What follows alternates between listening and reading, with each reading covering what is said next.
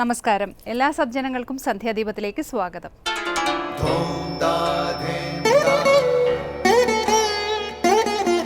ശുഭം ഭവതു കല്യാണമായുസാരോഗ്യവർദ്ധനം സർവദുഃഖ വിനാശായ സന്ധ്യാദീപം നമോസ്തുതേ. നാമം ജപായനം പുണ്യം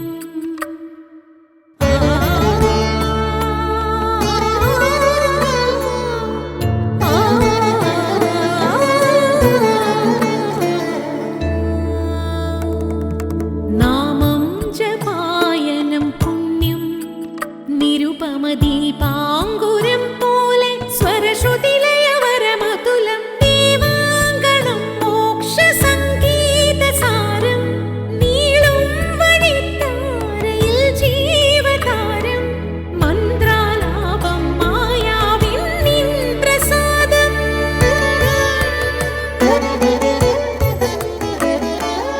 ഇരുൾ നീങ്ങിയുണരുന്ന തെളിനാളദീപം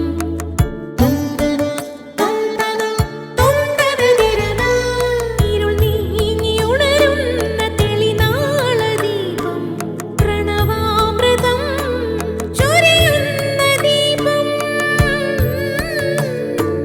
ദീപം ദീപം ദീപം ദീപം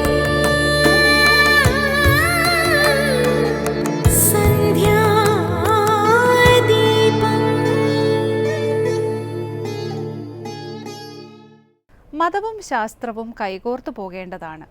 ആധ്യാത്മിക ശാസ്ത്രത്തെ മാറ്റി നിർത്തിക്കൊണ്ടുള്ള സയൻസും സയൻസിനെ പാടെ ഒഴിവാക്കിക്കൊണ്ടുള്ള ആത്മീയതയും പൂർണ്ണമാവില്ല. നിർഭാഗ്യവശാൽ സമൂഹം ഇന്ന് മനുഷ്യനെ മതവിശ്വാസികളെന്നും ശാസ്ത്രവിശ്വാസികളെന്നും രണ്ടായി തരംതിരിക്കാൻ ശ്രമിക്കുന്നു. മതവും ആത്മീയതയും വിശ്വാസത്തിൽ അധിഷ്ഠിതമാണെന്നും അത് അന്ധതയാണെന്നും സയൻസിനെ പിന്താങ്ങുന്നവർ പറയുന്നു. സയൻസ് വസ്തുതയാണ്, അത് പരീക്ഷണങ്ങളിലൂടെ തെളിയിക്കുന്നതാണ് എന്നാണ് വാദം.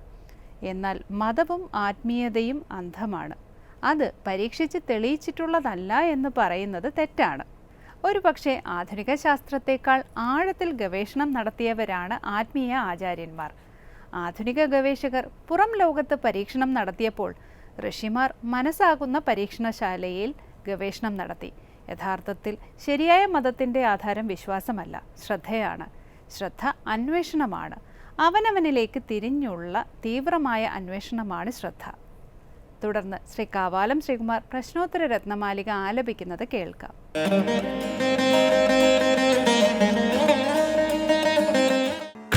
കൽപ്പലതാ ലോകേ സച്ഛിഷ്യായർപ്പിത വിദ്യാ കൽപ്പലതാ ലോകേ സച്ഛിഷ്യായർപ്പിത വിദ്യാ കോക്ഷയവടവൃക്ഷ സ്യാത് വിധിവത് സത്പാത്രദത്തദാനം യത് കോക്ഷയവടവൃക്ഷ സ്യാത് വിധിവത് സത്പാത്രദത്തദാനം യത്. അടുത്തതായി ശങ്കര സ്തോത്രാമൃതം. ശ്രീ ശങ്കരാചാര്യരുടെ പ്രശ്നോത്തര രത്നമാലികയിൽ ഇന്ന് ചർച്ച ചെയ്യപ്പെടുന്ന ചോദ്യം ലോകത്ത് കൽപ്പലത എന്താണെന്നാണ്. സത്ശിഷ്യന് നൽകിയ അറിവാണ് നാശരഹിതമായ മഹിമ എന്ന് ആചാര്യൻ മറുപടി നൽകുന്നു. ഒരിക്കലും ക്ഷയിക്കാത്ത വടവൃക്ഷം എന്താണെന്ന് ശിഷ്യൻ്റെ അടുത്ത ചോദ്യത്തിന് നൽകുന്ന ഉത്തരം ശുദ്ധഭാവനയോടുകൂടി സത്പാത്രത്തിൽ നൽകുന്ന ദാനമാണെന്നാണ് ഉത്തരം. ഇതിനെക്കുറിച്ച് ശങ്കര സ്തോത്രാമൃതത്തിൽ സ്വാമി ചിദാനന്ദപുരി വിവരിക്കുന്നത് കേൾക്കാം.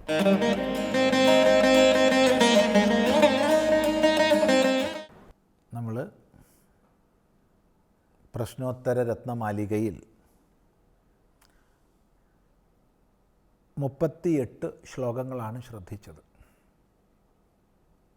അവസാനത്തെ ചോദ്യം കാ സംരക്ഷ്യ എന്നായിരുന്നു.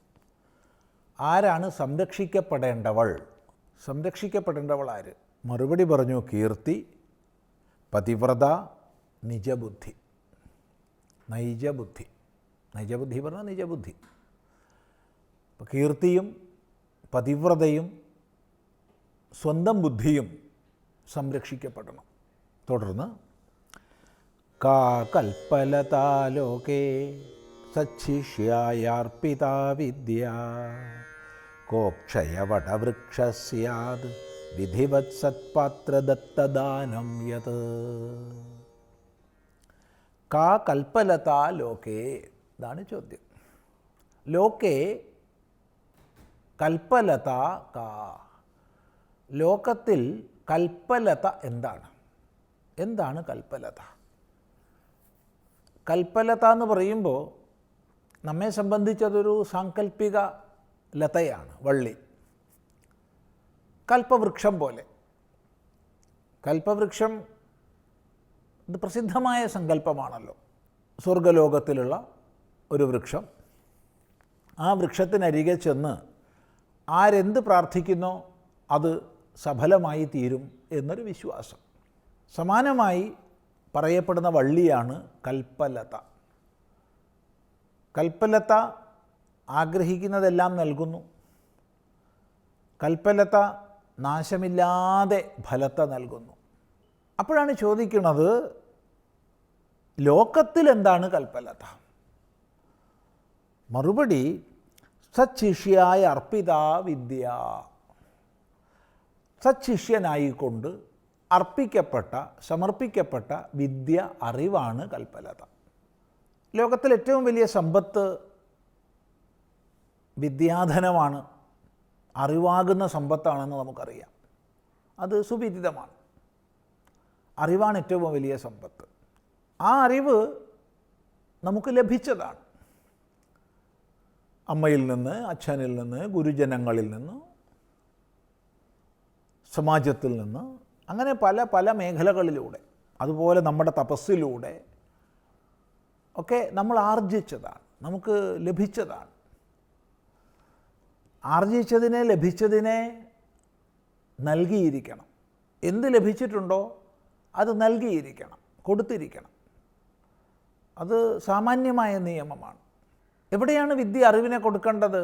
അതാണ് പറഞ്ഞത്, സച്ഛിഷ്യന് കൊടുക്കണം. ഉപദേശിക്കപ്പെടാൻ യോഗ്യനാണ് ശിഷ്യൻ. ഉപദേശിക്കപ്പെടാനുള്ള പാത്രത്വമുള്ളവൻ, യോഗ്യതയുള്ളവൻ, ജിജ്ഞാസയും വിനയവും സമ്പ്രദായ ശുദ്ധിയും എല്ലാം ഉള്ള ആളാണ് ശിഷ്യൻ. സച്ഛിഷ്യൻ, ധർമ്മത്തിനനുസൃതമായി നല്ല ശിഷ്യൻ എന്ന് പറയാം. ശരിയായ ശിഷ്യൻ, താത്പര്യം ശിഷ്യഭാവങ്ങളെല്ലാം ഉള്ളവൻ, ശിഷ്യഗുണ സമന്വിതൻ.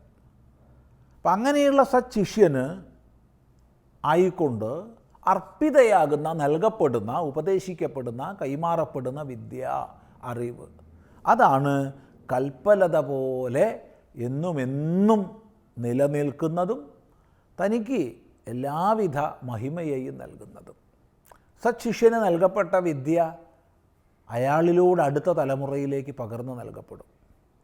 അങ്ങനെ തലമുറകളിലേക്ക് വിദ്യ പകർന്നു നൽകപ്പെടുമ്പോൾ അത് സഫലമാകും, ഗുരുനാഥൻ കൃതാർത്ഥനാകും. അതുകൊണ്ടാണ് സച്ഛിഷ്യന് നൽകപ്പെട്ട വിദ്യയാണ് കൽപ്പലത എന്ന് പറഞ്ഞത്. അപ്പോഴാണ് അടുത്ത ചോദ്യം വരുന്നത്, കോക്ഷയവട വടവൃക്ഷ. അക്ഷയ വടവൃക്ഷം ആരാണ്, ഏതാണ്? അക്ഷയമായ, ഒരിക്കലും നശിക്കാത്ത വടവൃക്ഷം. സാമാന്യമായ വൃക്ഷങ്ങളൊക്കെ തന്നെ ഒരു വലിയ തായ്തടി, ആ തായ്തടിയിലൂടെ വികസിതങ്ങളായ ശാഖകൾ, ആ ശാഖകൾക്ക് ഉപശാഖകൾ, അവയ്ക്ക് വീണ്ടും ഉപശാഖകൾ, അങ്ങനെ കവരങ്ങളായി, ഇലകളായി, പൂക്കളായി, കായ്കളായി പടർന്ന് പന്തലിച്ച് നിൽക്കുന്നതാണ് വൃക്ഷങ്ങൾ. എന്നാൽ വടവൃക്ഷത്തിൻ്റെ സവിശേഷത, അതിൻ്റെ ഓരോ കൊമ്പിൽ നിന്നും വേടുകൾ ഇറങ്ങുകയാണ് ഭൂമിയിലേക്ക്. അങ്ങനെ ഇറങ്ങുന്ന വേട് ഭൂമിയിൽ തൊട്ട് കഴിഞ്ഞാൽ അത് വലുതാവും. അത് വലുതായി തായ്തടി പോലെയാവും. ഇങ്ങനെ ആയിരക്കണക്കിന് ശാഖകളിലൂടെ ആയിരക്കണക്കിന് വേടുകൾ ഇറങ്ങി ഒരു വടവൃക്ഷം വ്യാപിച്ചു എന്ന് സങ്കല്പിക്കൂ. പരിധിയില്ലാതെ അത് വലുതാവും. അത് വ്യാപിക്കുന്ന മേഖല എത്രയാണെന്ന് നമുക്ക് പറയാൻ വയ്യ. അപ്പോൾ ലോകത്തെ സംബന്ധിച്ച് അങ്ങനെ വികസിക്കാനുള്ളൊരു സാഹചര്യം വൃക്ഷങ്ങൾക്ക് ലഭിക്കാത്തത് കൊണ്ട് ഒരു പരിധിക്കുള്ളിലെ വടവൃക്ഷം വികസിക്കൂ. എന്നാൽ താത്വികമായി നമ്മൾ ആലോചിച്ചു കഴിഞ്ഞാൽ വടവൃക്ഷത്തിൻ്റെ വ്യാപനം നമുക്ക് പരിമിതപ്പെടുത്താൻ കഴിയില്ല.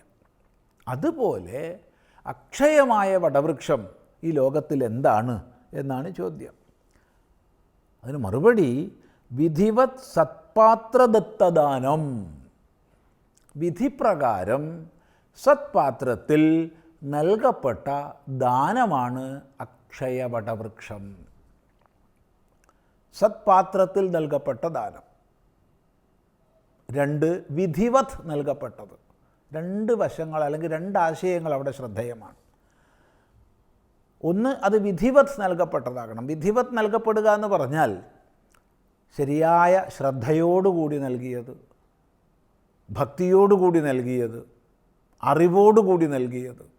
ശ്രദ്ധയാദേയം, അശ്രദ്ധയാ അദേയം, ശ്രിയാദേയം, ഭിയാദേയം, സംവിദാദേയം എന്നൊക്കെ ഉപനിഷത്ത് തന്നെ പ്രഖ്യാപിക്കുന്നുണ്ട്. അപ്പോൾ ശരിയായ അറിവോടുകൂടി നൽകിയത്, ശരിയായ ഭാവശുദ്ധിയോടുകൂടി നൽകിയത്, ദേശം, കാലം, പാത്രം തുടങ്ങിയവയെ അറിഞ്ഞ് നൽകിയത്, അഥവാ തീർത്തും സമർപ്പണ ഭാവത്തിൽ നൽകിയത്.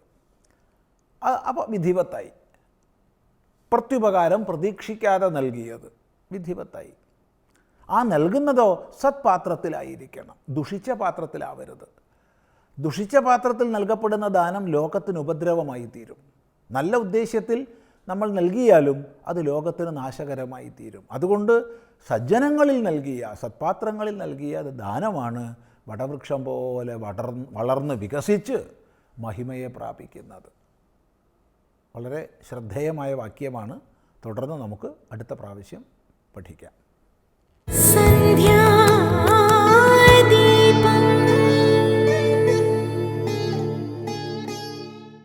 തുടർന്ന് സനാതനധർമ്മം. ദേവകിയെയും 8ാമത്തെ പുത്രനെയും കംസൻ വധിക്കുമെന്നറിഞ്ഞ വസുദേവർ ദേവകിയെ രക്ഷിച്ചെടുക്കാനുള്ള മാർഗങ്ങളെക്കുറിച്ച് ചിന്തിക്കുന്ന സന്ദർഭമാണ് സനാതനധർമ്മത്തിൽ സ്വാമി ബ്രഹ്മസ്വരൂപാനന്ദ വിവരിക്കുന്നത്.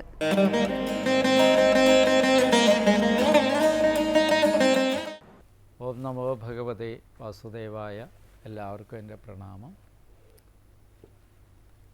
അടുത്തതായിട്ട് പറയുന്നത്, ഇപ്രകാരം പറഞ്ഞതിനെയൊക്കെ ശ്രീശുകൻ പരീക്ഷിത്തിനോട് പറയുകയാണ്. ഏവം സമഭിർഭേദേർ ബോധ്യമാനോപി ദാരുണഃ നാന്യവർത്തതേ കൗരവ്യ പുരുഷാത് അനനുവ്രതഃ. ഏവം നാമവിർഭേദേർ ബോധ്യമാനോപി ദാരുണഃ നിവർത്തേത കൗരവ്യ പുരുഷാദാൻ അനുവ്രതഃ. ഏവ ഇപ്രകാരം നാമവി നാമങ്ങളെക്കൊണ്ടും ഭേദൈ ഭേദങ്ങളെക്കൊണ്ടും ബോധ്യമാനവൈ ബോധിക്കപ്പെട്ടെങ്കിലും കൗരവ്യഹേ കുരുകുലശ്രേഷ്ഠനായിരിക്കുന്ന ദാരുണ ക്രൂരനും പുരുഷാദാൻ മനുഷ്യന്മാരെ തിന്നുന്നവൻ, അതാണ് പുരുഷാദാൻ, തിന്നുന്നവരെ അനുവ്രത അനുസരിക്കുന്നവനുമായ അവൻ നിവർത്തിയത മടങ്ങിയില്ല. ഇതൊന്നും കൊണ്ട്, ഇപ്രകാരം ചെയ്ത ഉപദേശങ്ങളൊന്നും കൊണ്ട് തന്നെ ഫലവത്തായില്ല എന്നർത്ഥം. അപ്പോൾ ഈ വക കാര്യങ്ങൾ നമ്മളോട് പറഞ്ഞു തരുമ്പം നമ്മൾ കേൾക്കുന്നില്ലെങ്കിൽ നമ്മളെ കംസത്വം ഉണ്ടെന്ന് മനസ്സിലാക്കിക്കൊള്ളാം. കംസന് ഇതേവരെ ഒന്നും ഒരു കുലുക്കം ഉണ്ടായില്ല, ഒരു കാര്യവും ഉണ്ടായിട്ടില്ല ഇത് കേട്ടിട്ടെന്നർത്ഥം. ഈ പറയുന്നു, നിർബന്ധം തസ്യ തം ജ്ഞാത്വാ വിചിന്യാനകദുന്ദുഭിഃ പ്രാപ്തം കാലം പ്രതിവ്യോടും ഇതം തത്രാനുപദ്യത. പറയുകയാണ്, തസ്യ അവൻ്റെ തം നിർബന്ധം, ആ നിർബന്ധത്തെ ജ്ഞാത്വ അറിഞ്ഞിട്ട് ആനന്ദദുന്ദുഭിഃ വസുദേവൻ വിചിന്യ ആലോചിച്ചിട്ട് പ്രാപ്തം വന്നിരിക്കുന്ന കാലം അവസരത്തെ പ്രതിവ്യോടും ആരംഭിക്കുവാനായിക്കൊണ്ട് തത്ര അവിടത്തിൽ ഇതിനെ അനബദ്ധ്യത അവലംബിച്ചു. ജനനം മുതൽ ഈശ്വരാനുഗ്രഹത്തിന് പാത്രീഭൂതനായിരിക്കുന്ന വസുദേവൻ, കംസൻ തൻ്റെ സഹോദരിയെ കൊല്ലുമെന്ന് ഉറച്ചു കണ്ടുകൊണ്ട് തന്നെ നിൽക്കുന്നത് മനസ്സിലാക്കിയിട്ട് വന്നിയിറക്കുന്ന ഈ ആപത്തിനെ ഒരുവിധം എങ്ങനെയാണ് തടയേണ്ടതെന്ന് ചിന്തിച്ചുകൊണ്ട് വളരെ ആലോചിച്ചിട്ട് ഇങ്ങനെ ഇപ്രകാരമൊക്കെ പറയുവാൻ തുടങ്ങി. ഇപ്പോൾ എന്താ, വസുദേവരെ സംബന്ധിച്ചിടത്തോളം തൻ്റെ പത്നിയായ ദേവകിയെ സംരക്ഷിക്കുക എന്നുള്ളതാണ്. കംസൻ്റെ കോപശമനം കൊണ്ടേ അത് സാധിക്കുകയുള്ളൂ. കംസൻ അതിൽ നിന്ന് നിവർത്തിക്കണം. അതിന് പറയാൻ പറ്റാവുന്ന സാമങ്ങളൊക്കെ പറഞ്ഞു നോക്കി, പക്ഷെ അതുകൊണ്ടൊന്നും ഫലപ്രാപ്തി ഉണ്ടായില്ല. കാര്യം കംസനിലുണ്ടായിരിക്കുന്ന അത്രയധികം ക്രൂരത ഇതൊന്നും കൊണ്ട് പ്രയോജനമില്ലാത്തതായിരുന്നു. കംസൻ്റെ ക്രൂരതയാണ്, അല്ലെങ്കിൽ കംസൻ ചെയ്യുന്ന പ്രവൃത്തികളാണ് ഇതൊന്നും കേട്ടിട്ടും മനസ്സിലാക്കാണ്ട് പോയത്. മൃത്യോർബുദ്ധിമതാഭോഗ്യ യാവത് ബുദ്ധിബലോദയം യദ്യസോ ന നിവർത്തേതേ നവരാധോസി ദേഹിന. പറയാണ്, ബുദ്ധിയുള്ളവനാൽ യാവത് ബുദ്ധിബലോദയം, ബുദ്ധിക്കും ശക്തിക്കും അടുക്കാവുന്ന വിധത്തിൽ മൃത്യുഹു മരണം അഭോഗ്യ തടുക്കപ്പെടാൻ യോഗ്യമാകുന്നു. അസോ ഇത് യതി ന നിവർത്തേത, നിവർത്തിക്കുകയില്ലെങ്കിൽ ദേഹിന പുരുഷ അപരാധം കുറ്റം നാസ്തി ഇല്ല. ബുദ്ധിമാന്മാരായ പുരുഷന്മാരുടെ ലക്ഷണമാണ് മരണത്തെ തടുക്കുക എന്നുള്ളത്. അത് തടുക്കാൻ വേണ്ടിയിട്ട് ശ്രമിക്കേണ്ടത് അവരുടെ ആവശ്യമാണെന്നാണ് ഇവിടെ പറയുന്നത്. തൻ്റെ ബുദ്ധിശക്തിയും ദേഹശക്തിയും അനുസരിച്ചുകൊണ്ട് തന്നെ പ്രയത്നിച്ചിട്ടും മരണം വിട്ടുപോകാതിരിക്കുകയാണെങ്കിൽ അവസാനം അത് ബാധിക്കുക തന്നെ ചെയ്യും. അതിൽ പ്രയത്നം വേണ്ട പോലെ ചെയ്തില്ല എങ്കിൽ ഉപേക്ഷാരൂപമായ കുറ്റം പുരുഷനിരിക്കുകയില്ല എന്നാണ് പറയുന്നത്. പ്രധായ മൃത്യുവേ പുത്രാൻ മോചയേ കൃപണാമിമാം സുധാമേ യതിജായേരൻ മൃത്യുർവാ മ്രിയേത ചേത്. പറയാണ് സുധാപുത്രന്മാർ, എനിക്ക് ജയേരൻ യതി ജനിക്കുകയെങ്കിൽ മൃത്യുഹു കാലൻ ന മ്രിയേത ചേത് മരിക്കയില്ലെങ്കിൽ പുത്രന്മാരെ മൃത്യുവിനായിക്കൊണ്ട് പ്രദായ കൊടുത്തിട്ട് കൃപണാം ദുഃഖിതയായ ഇമാം ഇവളെ മോചിപ്പിക്കുന്നേൻ. സ്വഭാര്യയുടെ ആസന്ന മരണത്തെ കണ്ടിട്ട് ഭർത്താവായിരിക്കുന്ന വസുദേവർ ഇപ്രകാരം പറഞ്ഞു. എന്താ പറഞ്ഞത്? ഇനി അഥവാ നിന്നെ കൊല്ലുന്നത് എൻ്റെ ഭാര്യയല്ലല്ലോ, എൻ്റെ ഭാര്യയുടെ മക്കളല്ലേ, അവരെയൊക്കെ വേണമെങ്കിൽ ഞാനങ്ങ് തന്നേക്കാം.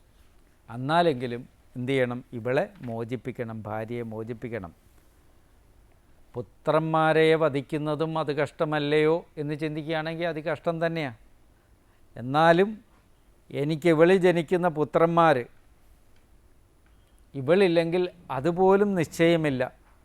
അപ്പോഴത്തെ അവസ്ഥ എന്തെങ്കിലും ഭഗവത് കൃപ കൊണ്ട് സംരക്ഷിക്കപ്പെടുമെന്നുള്ള ആത്മവിശ്വാസത്തോടു കൂടിയാണ് ഈ കാര്യത്തിന് ആര് മുതിരുന്നത്? വസുദേവർ മുതിരുന്നത്. ഒരാത്മവിശ്വാസം, ഈശ്വരനിലുള്ള ഒരു ആത്മവിശ്വാസം. ചിലപ്പോൾ അത് ഭഗവാൻ എന്നെ സംരക്ഷിച്ചേക്കും, ഭഗവത് കൃപ കൊണ്ട് ചിലപ്പോൾ അത് സാധിച്ചേക്കും എന്നുള്ളൊരു ആത്മവിശ്വാസം കൊണ്ട് തന്നെ തൻ്റെ മക്കളെ കൊടുക്കാമെന്ന് ഒരച്ഛനും ഒരിക്കലും സാധിക്കുന്ന അല്ലെങ്കിൽ കൂടിയും ഭാര്യയുടെ സുരക്ഷിതത്വത്തിന് വേണ്ടി ഒരു ഭർത്താവ് അങ്ങനെ ഏറ്റുപോകുകയാണ് ഇവിടെ ഉണ്ടാകുന്നത്. വിപര്യവാക്യം നസ്യാത് ഗതിർ ധാതുർദുരത്യ ഉപസ്ഥിതോ നിവർത്തേത നിവൃത്ത പുനരാപതേത്. പക്ഷേ വിപരീതം കിം നസ്യാത് എന്തുകൊണ്ട് ഭവിച്ചുകൂടാ? ദൈവത്തിൻ്റെ ഗതി പ്രവൃത്തിയെയും ദുരത്തിയ തടക്കാൻ കഴിയാത്തതാകുന്ന ഉപസ്ഥിതി വന്നു ചേർന്നത് നിവർത്തിക്കട്ടെ. പുനഃ പിന്നെ നിവർത്തിക്കപ്പെട്ടത് ആപതേ വന്നു ചേരുന്നെങ്കിൽ ഇവളിൽ എനിക്ക് പുത്രന്മാരുണ്ടാകുകയും ആ കാലം വരെ ഇവൾ മരിക്കാതിരിക്കുകയും ചെയ്യുന്നതെങ്കിൽ ഇവളുടെ 8ാമത്തെ ഗർഭം നിനക്ക് ഞാൻ തരാം. എന്നിപ്പോൾ കേട്ട ദൈവവാക്യം പോലെ കേട്ടിട്ട് എന്തുകൊണ്ട് സത്യമായി ഭവിച്ചുകൂടാ? അതുകൊണ്ട് ശിശുവിനെ ഹനിക്കണോ അതോ ഈ ദേവകിയെ കൊല്ലണോ എന്നുള്ള ചിന്ത ആണ് ഇവിടെ ഇദ്ദേഹത്തെ ഇപ്പോൾ ബാധിച്ചിരിക്കുന്നത്. കംസൻ്റെ മനസ്സിനൊരു ചെറിയ ചാഞ്ചല്യം വരുത്തിക്കൊണ്ടാണ് ഇതിവിടെ അവതരിപ്പിക്കുന്നത്. അതായത് കംസൻ്റെ മനസ്സിനൊരു മാറ്റം വരുത്താനുള്ളൊരു ഉപായം. ശരിയാണല്ലോ, ഇവളല്ലല്ലോ എന്നെ കൊല്ലുന്നത്, ഇവളെ മക്കൾ അല്ലേ എന്നുള്ള ചിന്താഗതി ഇവിടെ ഉരുത്തിരിയുന്നു. കംസൻ്റെ മനസ്സിനൊരു ചെറിയ ചാഞ്ചല്യം ഉണ്ടാകുന്നു. ഇതുതന്നെയാണ് സമൂഹത്തിലെ പ്രതിസന്ധി ഘട്ടങ്ങളിൽ നിങ്ങൾ ചെയ്യേണ്ട ഉപായങ്ങളും. മനസ്സിനെ പിന്തിരിപ്പിക്കുക എന്നുള്ളതാണ് ഏറ്റവും പ്രധാനം. അഗ്നി കൊണ്ടല്ല തണുപ്പിക്കാൻ പറ്റുക, അഗ്നിയെ ജലം തളിച്ചിട്ട് വേണം. ക്രോധത്തെ ക്രോധം കൊണ്ടൊരിക്കലും തണുപ്പിക്കാൻ പറ്റില്ല. അതിന് വേണ്ടുന്ന ഉപായങ്ങളാണ് നമ്മൾ ആ സമയത്ത് കണ്ടെത്തേണ്ടതും. അത് തന്നെയാണ് ഇവിടെ ഉപദേശിക്കുന്നതും. എല്ലാവർക്കും ഈശ്വരാനുഗ്രഹം ഉണ്ടാകട്ടെ എന്ന് പ്രാർത്ഥിക്കുന്നു.